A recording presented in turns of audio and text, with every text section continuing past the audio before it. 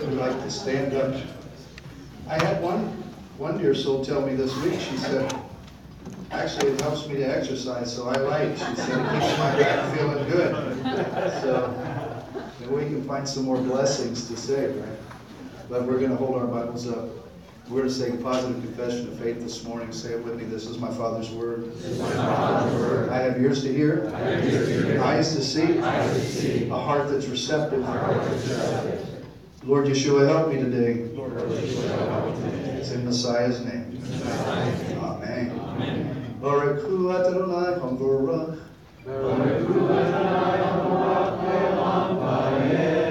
Blessed is the Holy One to be blessed. Blessed is the Holy One forever and ever. Le'olam va'ed. And all his people said, Amen. Amen. Amen. Get things straightened out here. All right. Let's remain standing while we turn to the Torah portion this morning. I want you to see something out of the Torah this morning. Lori, since they're standing, I may need you to help me until they sit. It doesn't get the connection. Shemot, Exodus 35, verses 1 through 6. And then, can we read it together? Then Moshe gathered all the congregation of the children of Israel together. And he said to them, These are the words which Adonai has commanded you to do. Work shall be done for 6 days, but the seventh day shall be a holy day for you, a Shabbat of rest to Adonai. Whoever does any work on it shall be put to death. You shall kindle no fire throughout your dwellings on the Shabbat day. Moshe spoke to all the congregation of the children of Israel, saying, This is the thing which Adonai commanded, saying, Take from among you an offering to Adonai. Whoever is of a willing heart, let him bring it as an offering to Adonai. Gold, silver, and bronze, blue, purple, and scarlet thread, fine linen, and goat's hair. The next one, Lord. Exodus 36, I'll read this to you, starting verse 1. And Bezalel and Oholiab and every gifted artisan in whom Adonai has put the wisdom and understanding to know how to do all manner of work for the service of the sanctuary shall do, according to all that Adonai has commanded. And then Moshe called Bezalel and Oholiab and every gifted artisan in whose heart Adonai had put wisdom, everyone whose heart was stirred, to come and do the work. And they received from Moshe all the offering which the children of Israel had brought for the work of the service of making the sanctuary. And so they continued bringing to him free will offerings every morning. And then all the craftsmen who were doing all the work of the sanctuary and came from the work, what they were doing. And they spoke to Moshe and they said, The people bring much more than enough for the service of the work which Yahweh commanded us to do. Now, one more before we're seated. Matthew 16, verse 18. And I also say to you that you are Kepha, Peter, Kepha, and on this rock I will build my Kehilat, and the gates of hell or Hades shall not prevail against it. Amen. Turn to two people and tell them I'm ready for this word, and you can be seated.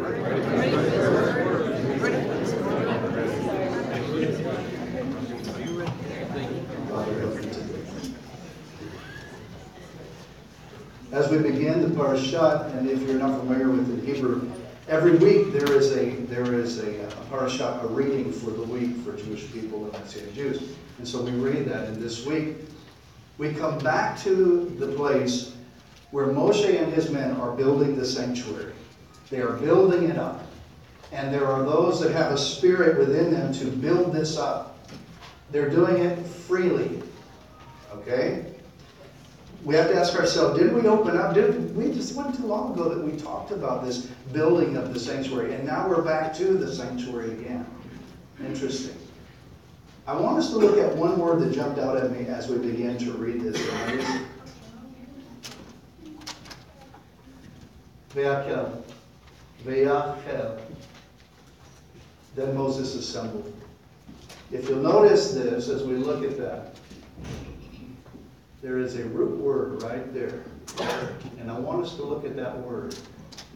What do you think that word is? Kehol, kehel, kehelat. It has to do with assembly. Congregation. Everybody say assembly.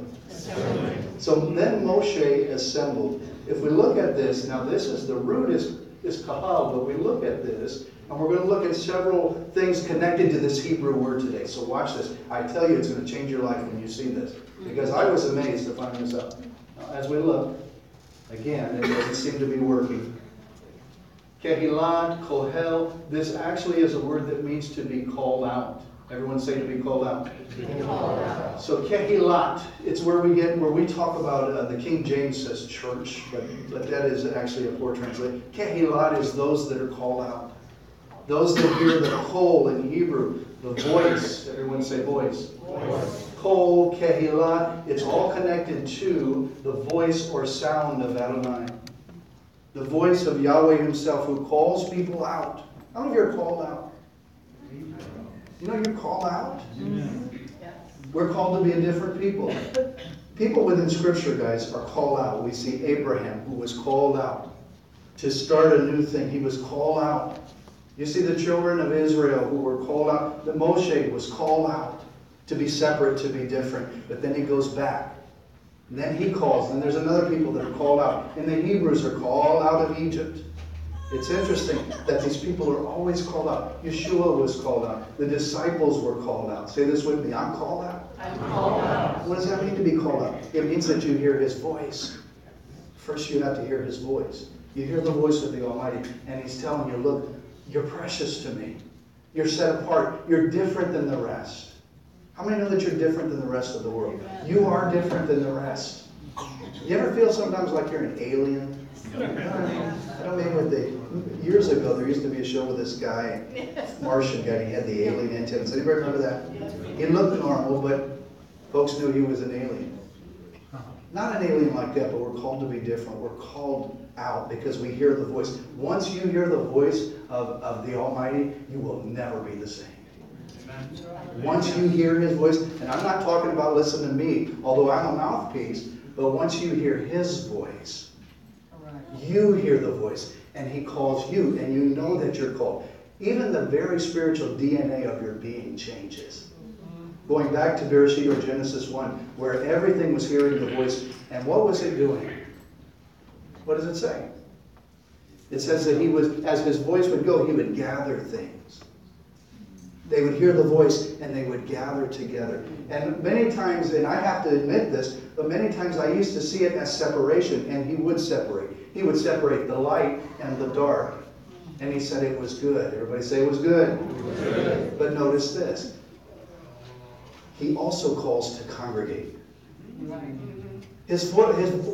tend to look at it this way. Well, he separates the good and the bad. But notice that his voice is also calling together. And it says that his voice went forth and it gathered the waters together. They heard the voice and they gathered together. Everybody say kol. Kol is that voice. Kol is that voice that when you hear it, you're not going to be the same again. And that voice gathers together. Kahal is the root word. It's actually used 122 times in the Tanakh. Kahal is the root word for assembly. And Moshe assembled. Notice this. Assembly is so important, folks, if I could get that in your minds and in your head. To assemble together is of extreme importance in the heart of Adonai himself. Amen. That he just doesn't call Abraham to say, okay, Abraham, now you're different. I'm going to call you to be different and you're set apart and just kind of be over here by yourself for the rest of your life. No. He gathers with him many, many people and they assemble together. Notice this at Passover, that when he called them out of Egypt, and he said, you guys are going to kill a lamb and you're going to participate in Pesach. You're going to put the blood of the lamb that has a voice, and that voice is going to keep the destroyer away. And when I see the blood, but when that voice was heard of that lamb, it protected that household. And notice this, guys. It wasn't, you're going to eat it by yourself, and you're going to eat it by yourself, and you're going to eat it by yourself. But what does he say? Gather together. Gather together. Assemble together in families. There is a spiritual connotation of the gathering together of the righteous ones. Something happens. Something takes place when the righteous people gather together. Even if you don't say anything, when you gather together, his presence is there. Amen. His voice is there. Everybody say voice. Voice. Let's look at this. Even understand the importance of gathering together. Even Israel, when they come out, they gather together at Mount Sinai to receive the Torah as a congregation of people.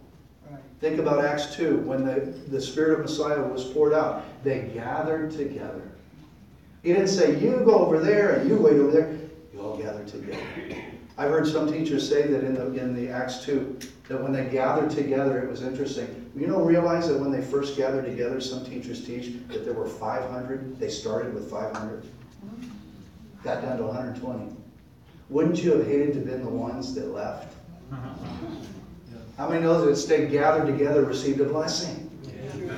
Because there's something about that gathering together. Even in the body of Messiah, as we gather here together today, I guarantee you guys that when you schlepped yourselves out of bed, I like that word, schlepped. You schlepped yourselves out of bed. You kind of schlepped to the congregation, you know. Some of you are bright and cheery-eyed, but if you're like my one son, he was like, oh, dragging himself. You may have been like that, but you very, I guarantee you that you did not realize really the importance. You said to yourself, well, it's Shabbat, and this is something we're supposed to do, and it's, you know, listen, it's very, very important to gather together in the name of Messiah, of extreme importance. Amen. Extreme importance. Let's look at this for just a moment, because I'll give you some nuggets today. Is that all right? How many want to get some nuggets? Let me give you some nuggets. I'm just going to teach you some things here today. Look at the word kahal. That is the root word for congregation, to assemble. Moses was always assembling his people for great things. The root is, here is the root. Now, there is the kof, and there is the lamed. And this is where we get the word kol. Everyone say kol. Kol. Notice in the midst of it is the hay. Now, that is the word for breath or life. Breath or life. So when we have the root word of congregation, everybody say congregation. Watch this, guys. Don't miss this. The root word for congregation is kahal. And let's look at the word picture. Watch the word picture. There is in the midst of it is life, is breath. But watch this, because I love the word picture. In the Hebrew language, these letters are pictures. How many know that? Yeah. Let's look at the picture for the word congregation. That is the head. It's not the resh, it is the back of the head. Everybody say back of the head. So if you look, the congregation is following somebody. Because it goes this way, right? So notice that the congregation is following somebody's head or somebody's lead. They are leading us somewhere. The congregation is following Yeshua. See, you can't follow until you hear his voice. And what did Yeshua say when you heard his voice? He said, follow me. Follow me. Everybody say follow. Follow. A Talmud, a disciple, follows the master. And so the congregation is following somebody. Ancient Israel congregation followed Moshe. Moshe followed the cloud of glory. How many are following the shepherd today? But watch this, because I love the next two. If you have a congregation, you have one that follows the leader. But this is the picture for spirit. That is the picture for life. How many know that you have to have a spirit of life in the congregation? Amen. Right? It's a picture of the Ruach HaKodesh, the spirit of Messiah. Watch this, not done yet. Look at this one. That is the lamed. And the lamed is the teacher's staff. So what should you have in a congregation? You should have Messiah as the leader, or leaders. You have the spirit, and you also have the teaching of the word. So in a congregation, everybody say congregation. What's the Hebrew word? Kahal. You have followers who are following Yeshua, who have his spirit, and who come and listen to the teaching of the word. Isn't that a beautiful picture of the word? Interesting. All that in the meaning of congregation. Listen, you can have a congregation who teaches awesome things. They'll teach you the word. They can teach you the Torah inside and out, every jot and every tittle, as the King James says. But if there's no life, if there's no spirit of Messiah, how many know they're missing something? Right. Or you can have a congregation that has a lot of spirit, and they worship, and they love to worship, and the gifts and things, but there's no teaching. How many know you're going to dry up if you don't have teaching? Because you can't grow. So you have to have a healthy balance of the spirit and the teaching of the word. And we are all following the leader who is Yeshua the Messiah. Isn't that good? Amen. I love that. The root word for assembly. Everyone say assembly. Now, let me give you a little, I usually don't do this, but I want to give you a little quote, if I can, out of the Jewish writings. Now, let's see what the Jewish writings say about the assembly. It says this, one of the rabbis say, from where do we derive that the divine presence, or the Holy Spirit through HaKodesh, is with a group of 10 people, a minyan, praying? Because the verse in Psalms 82 says, God stands with his assembly. From where do we derive that God is with 2 people when they study Torah together? Because the verse in Malachi 3 states, then the God-fearing men spoke, each one to his friend, and God listened. And from where then do we derive that even when one person studies Torah, God is with him? Because the verse in Exodus 20 says, in every place that my name is mentioned, I will come to you and I will bless you. Hallelujah. What are the ancient rabbis saying? They knew the key, guys. They knew the key to assembly, that his presence is with us. Now, can he be with just one of us? Sure he can. How about if when 2 of us gather together? Can he be there? Yes, he can, according to Malachi. How about all of us? What happens when we all gather together? His presence is so much stronger that there's power in that. Even when we can't see it, there's power in it. Speaking of power, I'm losing this mic. Might want to go and give me new batteries, brother, because I think it's dying. Just did this morning. Okay. Everybody pray for my microphone. Hallelujah. Let me show you something else. We are called out to assembly. 1 Kepha 2:9. But you are a chosen generation, a royal priesthood, a holy nation, his own special people, that you may proclaim the praises of him who has called you out of darkness and into his marvelous light. He's called you out of the world. He's called you out of the things of the world to be different and into his light. But notice what it says. We've read this over and over and over again. It does not say you are a chosen individual, a royal priest, a holy person, his own special person. What does it say? People. Generations. Congregations. Nation. This is all plural. It's not just one person. The blessing is found in Yeshua and it's found in Abraham. Yes, but understand this. You have to understand the concept of community and gathering together and the importance of it. Because we, in our Midwestern mindset, and hear me when I say this, but our Midwestern mindset says this: well, I'm saved and I know him, and so, who cares if we assemble together? Who cares if we go to a congregation? Actually, I can be saved. There used to be a song years and years ago, and me and Jesus got our own thing going. We got our own thing going. We can do our own thing. We can just kind of get off by ourselves and do our own thing, and nobody else matters. Can I share this with you? That is not scriptural. That is not scriptural. I'm not beating anybody up. My goal this morning is not to beat you up. Listen, I'm preaching to the choir. You all are here. Right? Amen. But there are folks, and I'm not talking about health issues, or I know people that live, we actually have people watching that live in states that there's nothing around. And they say, Rabbi, we don't have any place to go. I understand that. But there's no reason why we can't assemble, because there's power in that. There's power in it. Let's look at I want to look at some scriptures today. I want to look at this. You know, we read in the Torah about Bezalel. Bezalel was a man who had a heart of wisdom. Everybody say wisdom. Father, help us to hear today. A heart of wisdom says this: it knows how to build. You look at this. This is beautiful. I love this. This is hand-built. Our friend David built this. David built this. He asked me, he said, Rabbi, what would you like if you had another bima, what would you want it to look like? And I said, wow. I said, well, let me think about that. I kind of like a menorah. I kind of like a Torah scroll. I kind of like it wood, but I really don't know. But I said, David, that's kind of what I have in my heart. And several months later, David said, Rabbi, I have a surprise for you. David caught my vision and with his own hands built this by hand.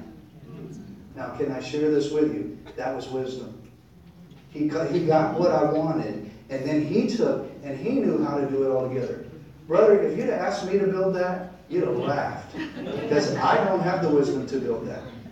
I can do other things. but I don't have the wisdom to take the wood and all the stuff and put it all together, just like Bezalel, who had the wisdom to build. And so when he calls us to gather together, we are building up the name of Messiah, and we're building up his kingdom. What's a king without a kingdom? If a king only has 3 people, is he a good king? Everybody say no. So we're called to gather together as a community of people to build up and lift up the name of Messiah. And it's very, very important, folks, to do. Very important. Matthew 18:20. I'll give you some scriptures here. We're going to look at this today. Let's look at Matthew 18. Where 2 or 3 are gathered together in my name, I am there in the midst of them. Can he not gather together with just one person? Well, sure, he's there. But there's something that takes place when 2 or 3 come together in Messiah's name. That there's power in that. Look at 1 Corinthians 5, verse 4. In the name of the Lord Messiah Yeshua, when you are gathered together along with my spirit with the power of the Lord Messiah Yeshua. Did you realize today that when you walk through the doors, you just came through and you'd never thought about that. But he says, my power is present with you today. What is it that you need today? What is it that you need? Think about it. Is it health? Is it finance? What is it that you need? You need shalom. His power is here. His presence is here. Even if we don't sometimes feel what we say, the goosebumps or the God bumps that some people call it. His spirit and his power is still here in the midst of his people. Where 2 or 3 are gathered.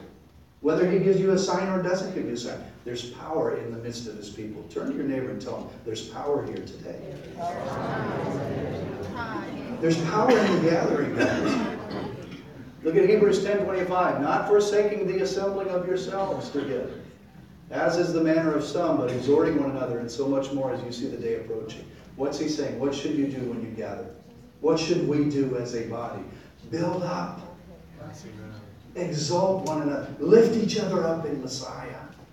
Have an encouraging word. Everybody say, build up. Build up. So as Bezalel built the tabernacle and the things of the tabernacle, and David built this beautiful thing. So when we come together, we're building up a community. That the name of Messiah, that people will know. They'll say, oh yeah, those are those Messianic people. They know about Yeshua. They love Yeshua. Don't you want to be known in your communities? Don't forsake the assembling of yourselves. Don't forsake. Why would people not assemble? I don't get that. Why would they not? I think it's a spirit, guys. I really do. I believe that there's a spirit that tries to keep people away, because the enemy knows if I can just keep this one away, keep that one away, separate everybody. Me and Jesus got our own thing going. Love me when I say it. There's an importance that even the Word says. And listen, don't get mad at me. I didn't write that. He wrote it. Don't forsake the assembly of yourselves, because you're going to build up. Let's look at some more. Acts 2:1. You know this. When the day of Shavuot, of Pentecost, had fully come, they were all with one accord and in one place. Everybody say this with me. They were gathered together. Let's look at Acts 2. Let's look at the body of Messiah. Acts 2:42. Well, Psalm 55. We can do that. Gather my saints together to me. Gather my righteous ones and those who have made a covenant with me by sacrifice. Everybody say gather. Gather. Because the gathering together of the body, the voice calls out and the voice separates and says, you're different, you're different, you're different. But guess what? Now you all come together. You all come together. And you build up my kingdom. Different, but called to gather together by covenant. Look at the next. Acts 2:42 through 47. And they continued steadfastly in the apostles' doctrine and fellowship, in the breaking of bread and in prayers. And fear came upon every soul, and many wonders and signs were done through the apostles. And now all who believed were together, were gathered together, and they had all things in common. They sold their possessions and goods, and they divided them among all, as anyone had need. So continuing daily with one accord in the temple and breaking bread from house to house, they ate their food with gladness and simplicity of heart, praising God, having favor with all the people. Adonai added to the congregation daily to those who were being saved. Wow. Gathered together. There's an old song we used to sing, bind us together, Lord, bind us together with what? Cords that cannot be broken. Bind us together. Get us together. Assemble us. Gather us. Make a difference in us. Interesting. What would the Messianic community look like if that were us? If we did that? What would happen? Signs and wonders following. Rabbi, why are our prayers not being answered? Maybe this is the reason. Could be. Could be. Amen. Just a thought. Y'all are very, very quiet today. You make me nervous when you're quiet. Devarim. So I'll take you to Torah and I'll show you in Torah. Devarim 31, 12 and 13. Gather the people together. Everybody say gather. Gather. Men and women, little ones, and strangers who is in their gates, that they may hear and that they may learn to fear Adonai your God and carefully observe all the words of the Torah. And that their children who have not known it may hear and learn to fear Adonai your God, as long as you live in the land which you crossed the Jordan to possess. There's something about calling your children and saying, come on, you're coming with us. We're all going to gather together. Well, Rabbi, shouldn't it just be adults? Families gather together. Interesting, my one son, he was so tired that he did not want to get out of bed. He did not want to come. I said, come on, you're coming. Let's just go. There's something about being important, about being gathering together. My dad, years ago, my dad always made me come to congregate. Always. Anybody ever have a parent like that always made you come? I say, oh my gosh, that's so mean and so harsh. Listen, I better be bleeding from all orifices in my body if I were to stay home. My dad would say, nope. In fact, I think if I were bleeding, he would have probably wrapped me up and dragged me still. And we would say, Rabbi, that sounds so harsh. But he knew the importance of gathering together. Start when they're early. I so admire those that brought little children today. You realize single mamas and even mamas who are not single, you realize that when you all prepared your children today, that's an act of worship. Amen. When you got your kids ready and you washed them and you got them all ready and dressed them and everything and fed them. Listen, we had 7 at one time. I remember what that was like. That was hard at times. I mean, by the time you're at the congregation, you're like, ah. Nobody's in the mood to worship now. But even that is an act of worship. There's something to be said about gathering together. We'll go to the next one. I want you to see some things. Luke 4:16. So watch this. So he, Yeshua, came to Nazareth, where he had been brought up, and as his custom was, he went into the synagogue on the Shabbat day, and he stood up to read. Say this with me. Yeshua went to synagogue. And what day was it? So listen, Yeshua's custom, his habit, was to go on Shabbat to the synagogue. How many of you are walking in Yeshua's footsteps? How many of you are in synagogue on Shabbat? Right? Amen. Can I say this? Yeshua still attends on Shabbat. Yeshua is still attending synagogue on Shabbat. You say, well, Rabbi, how do we know that? He's here in our midst. The custom of Messiah is here in our midst. He's right here. Yet we fail to realize that as a people. The importance of gathering together. And I want to show you some things in the Spirit. We're going to go a little bit deeper, but I want you to see. Ephesians 1:10, that in the dispensation of the fullness of times, he might gather together in one all things. Everybody say gather together. In the Messiah, both which are in heaven and which are on earth, in him. Listen, the heartbeat of the Father is to take everything that's his and gather it together and bring it together. The things in heaven and the things in the earth. And one day he's going to bring them together. It's almost like, if you think about it, how many of you have families that sit around the table? You ever have a large family gathering? And you sit around at the table, and if one person is missing, you can have the whole family. There can be 50 people there. But if one person is missing, your heart goes, there's something incomplete because that one is missing. Gathering together. The very heart of the Father is to gather his people, his mishpocha, together. Very interesting. I'll give you just a few more here. So the Father's voice gathers. Let's see. Matthew 24:31. And he will send his angels with a great sound of a shofar, and they will what? Gather. Everybody say gather. They will gather together his elect from the 4 winds, from one end of heaven to the other. Yeshua's angel is going to sound. The Malachim are going to sound the shofar, and he's going to gather his people together. He'll gather them. we're going to see heaven and earth come together at the sound of his voice again. Interesting. The Father's voice gathers. 2 Thessalonians, I'm going to show you this. 2 verse 1. Now, brothers, concerning the coming of our Lord and Messiah Yeshua, and our what? Our gathering together to him. Gathering together. His voice is calling his people to gather together. Anybody have questions or comments this morning, Ben? It's interesting you mentioned about gathering together. I don't know if it was the New Moon Festival or what, but King Saul had a table in the banquet. He noticed one person was missing, which was David. And like you said, whenever we have missing loved ones, the table has an impact. Everybody notices. Yes. Good point. It's a good point. Gathering together of the subkeep of the righteous ones. Anybody else? Are you all understanding the impact and the importance of this? Amen. How many want to be gathered together when the shofar sounds? Do you realize that when we gather together, and hear me when I say it, when we have gathered together, this is a rehearsal for that day. I want to say that one more time because some of you missed that. When we gather together, like today, this is a rehearsal for what we would say is the rapture. Amen. So how many know that the rapture is important, right? Yeah. You say, Rabbi, do you believe in rapture? I do. I don't know when it's going to happen. But I can tell you this, Scripture is very clear that one day the shofar will sound, and we as a people will be gathered to him. When we gather together on Shabbat, it is a rehearsal. It's like a wedding rehearsal. Think about that. It's like a wedding rehearsal.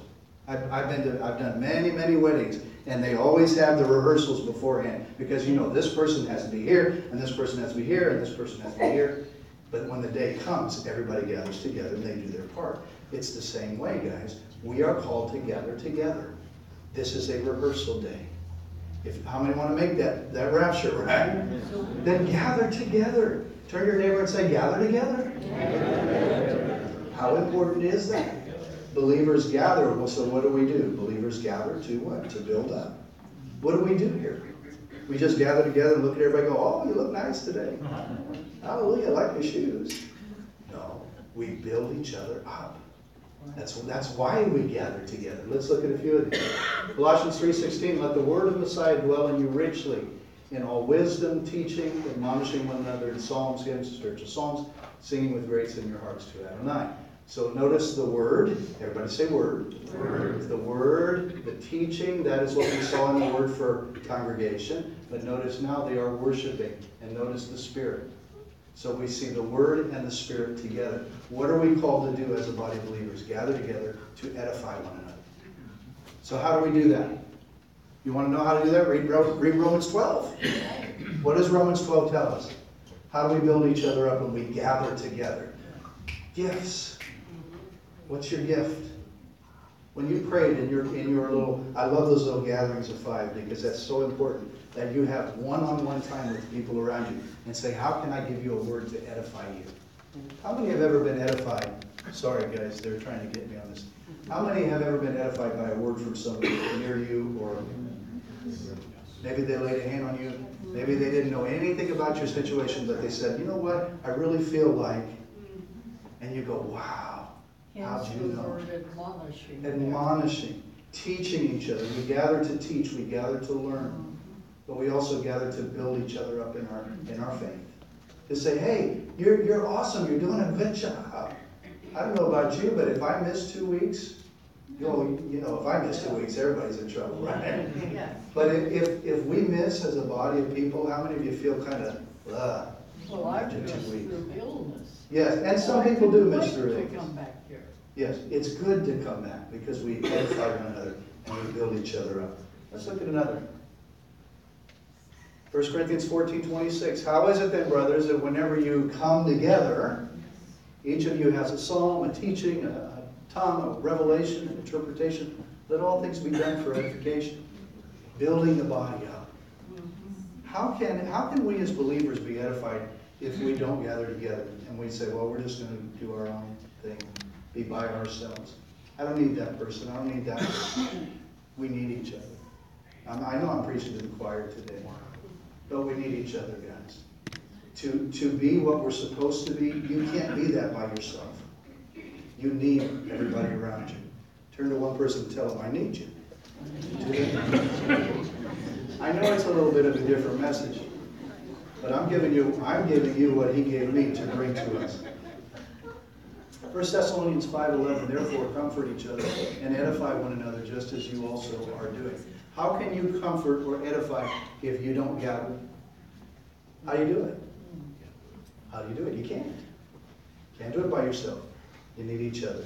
I'm just giving you meat and potatoes today because this is a foundation that we need to understand. Let's go to the next here. I want you to see. By the way, everyone say wisdom. Wisdom. Bezalel, who built the ark and who built the Mishkan, the tabernacle, and all the things of it, had wisdom to build. Now, this is where it comes into play, because think about this. We also need wisdom. You also need wisdom to build somebody up. Right? Amen. You know, should I say that? Okay, wisdom is saying, maybe you have all the materials, but you don't know how to deliver it. Wisdom might be saying, okay, I got all the information about the person, and Father, I know what you want me to say to him, but how am I going to say that? There's been many times where he'll give me a word for somebody, and I'll say, well, wait, how do you want me to say it? And I'll wait. And I'll say, I'm just going to hold that word, and I'm going to wait. Because how do you want me to say it? And the wisdom, you have to know how to speak to somebody to edify somebody.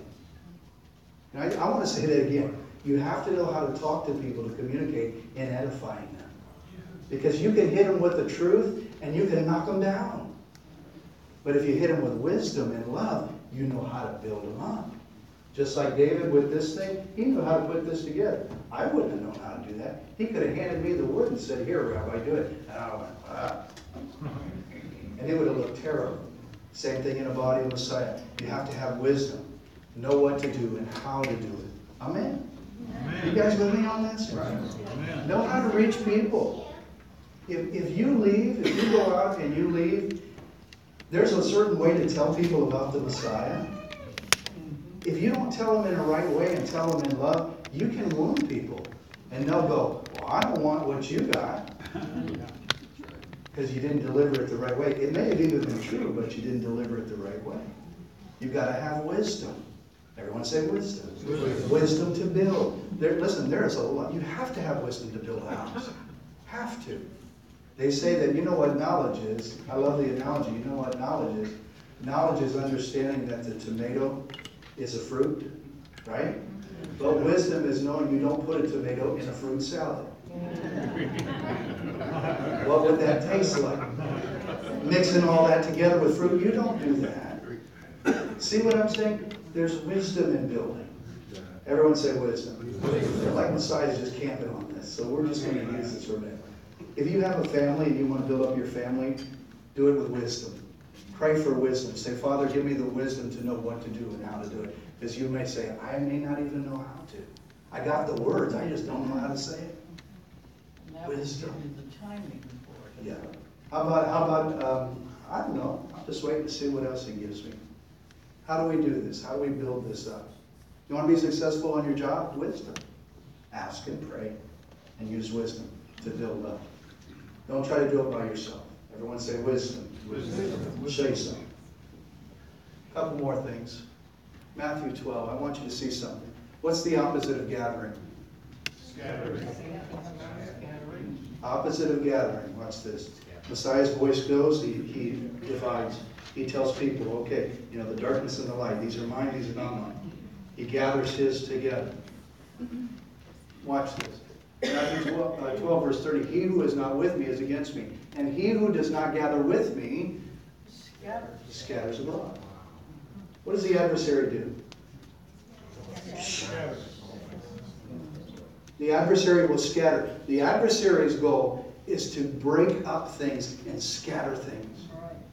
Behold how good and how blessed it is when brothers dwell together. When they dwell together. When they gather together in unity and echad. But the adversary is just the opposite. He says, let's scatter, let's scatter, let's scatter. Scatter. Look at this. I'll give you another one too. For the next.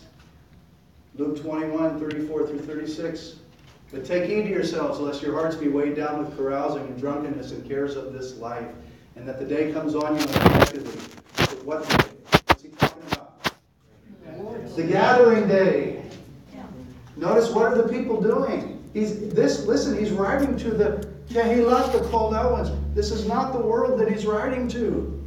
And he's telling them, look, guys, don't be like this.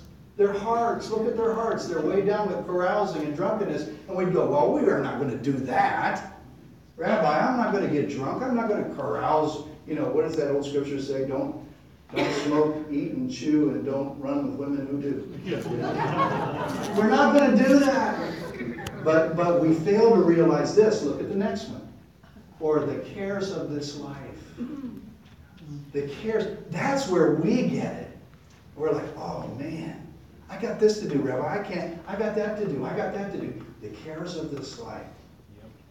How many know that that's a problem? And I would say, I'm not saying here, I'm saying in the body of Messiah itself.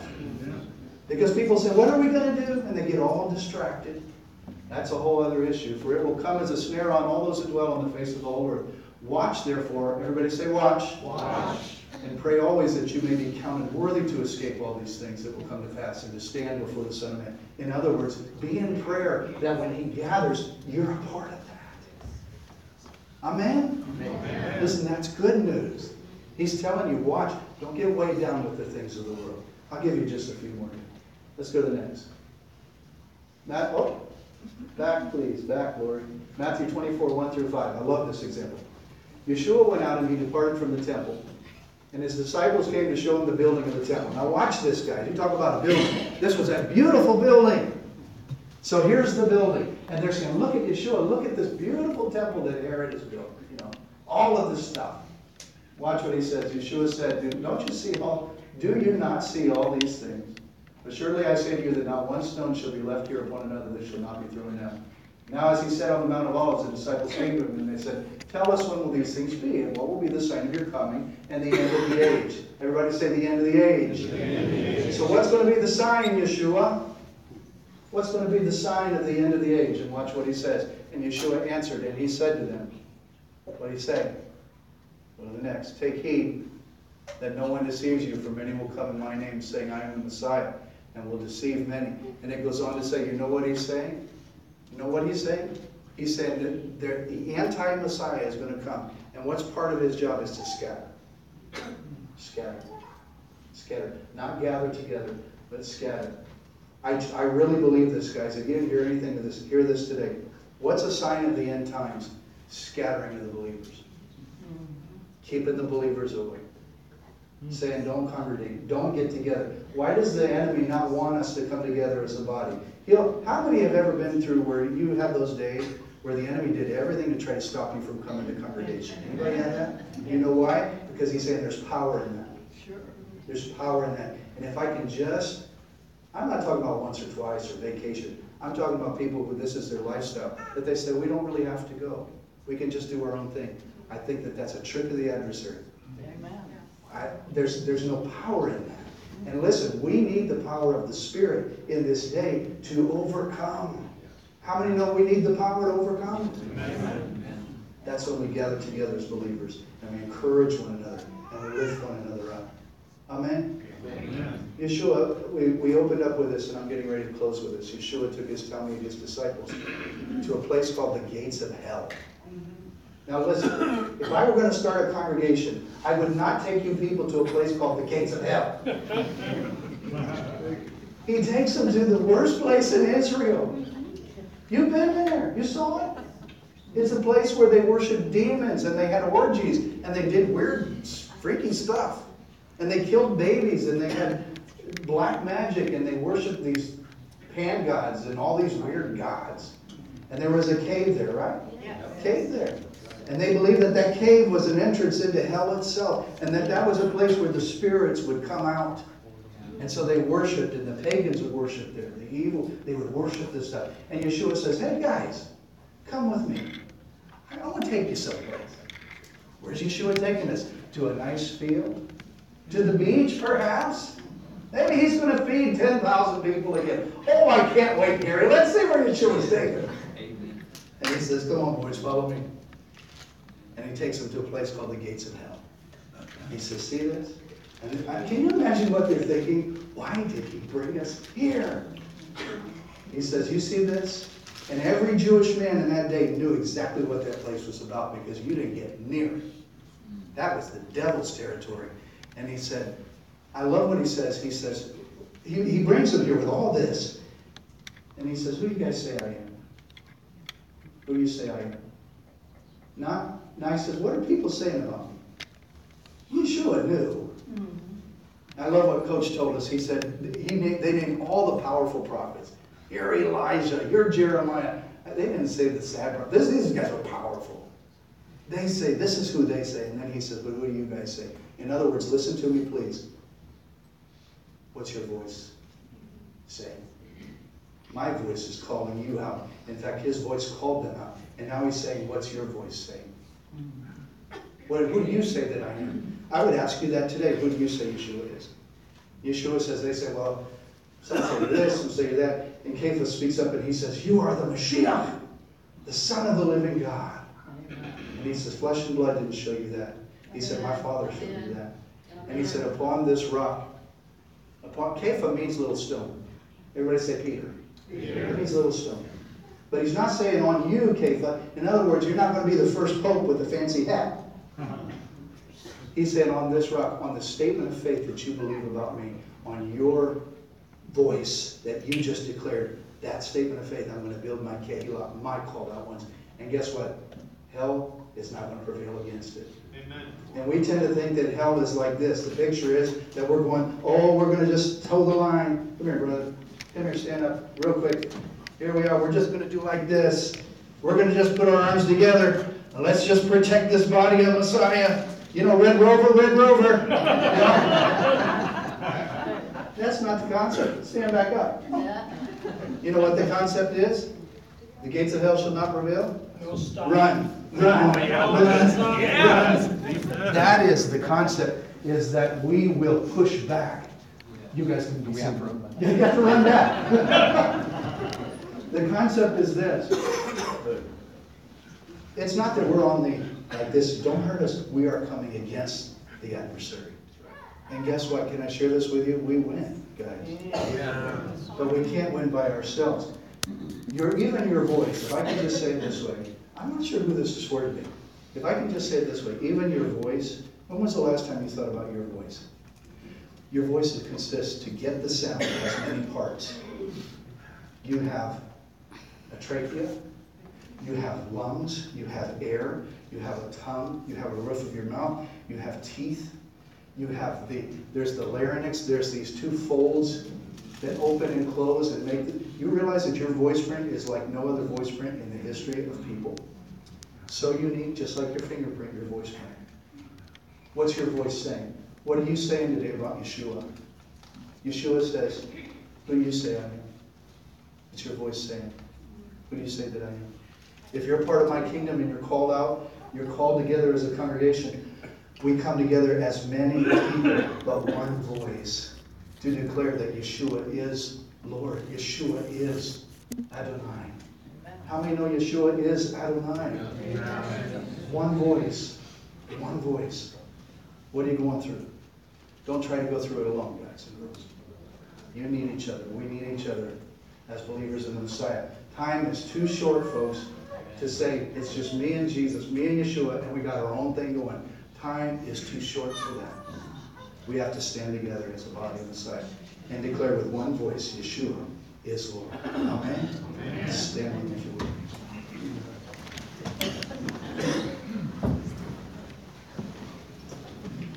I want to ask you, as we close today, I want to ask you something. And I'll let you know we have a few folks that have asked about the membership classes. If you're interested in that, I will be here today. So 1 o'clock membership classes downstairs. If you want to know a little bit more about us, you are welcome to come. It's part of that, 1 o'clock. Tour classes at 2 today, so I encourage you to be a part of that. Real important too. Make sure you all check your wallets and things. Somebody picked up Mike. Did you find them? No. Somebody picked up Mike's keys. I don't know if somebody's child picked them up, but you might want to check your keys. You found them.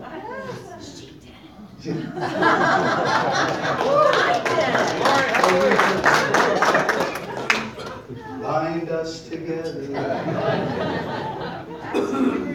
got your keys back. Let me say a blessing over you. How many got at least one thing out of that today? Did you one thing? Praise Messiah. Father, in the wonderful name of Yeshua, I'm just going to ask, Mike, would you just come? I want you to play something. I'm going to ask us to take the neighbor by the hand before we leave. I was just going to say the blessing, but I feel like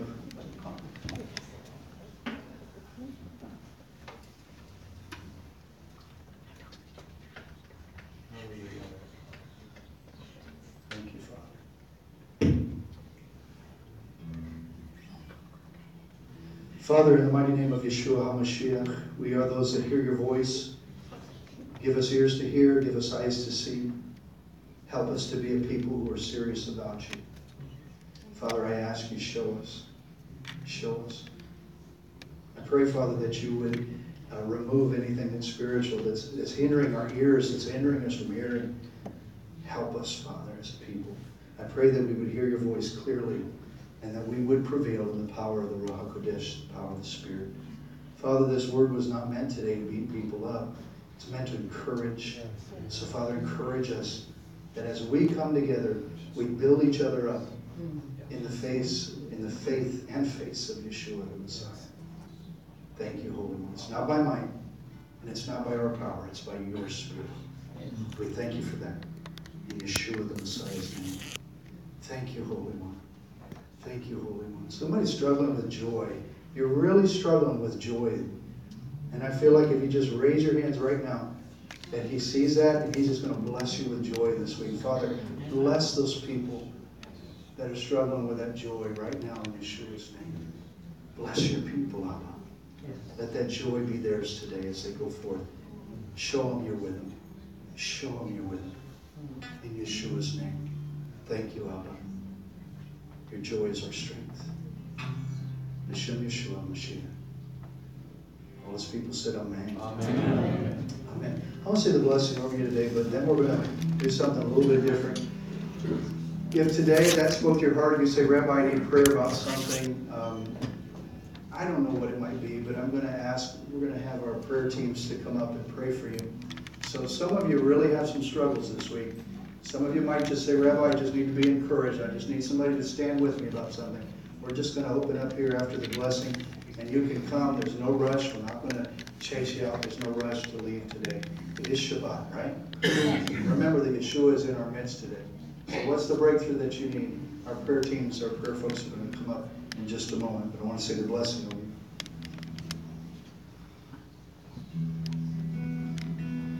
The Torah tells us that the priest would speak the blessing of the name of the Father over the people. Yivrech Adonai v'yish marecha Yair Adonai panav elecha v'yihunecha Yisai Adonai panav elecha v'yesem lecha shalom.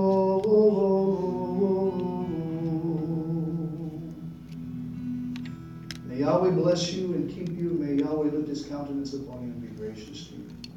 May Yahweh lift his face and may he shine upon you. May he smile on you and give you shalom. In the mighty name of Yeshua, the Sar Shalom, the Prince of Peace. And all his people said amen. Amen. Amen. Tell somebody Shabbat Shalom before you leave.